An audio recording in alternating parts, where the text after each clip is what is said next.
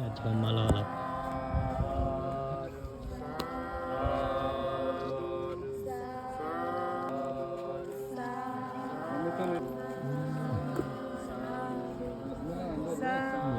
รอรับ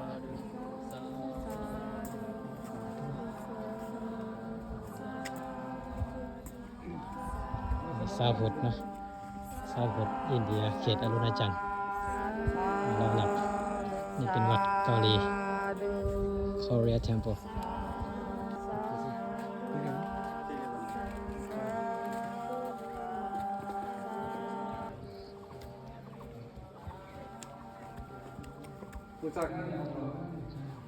เจ้าอาวาสข้างในวัดเกาหลี Korea Temple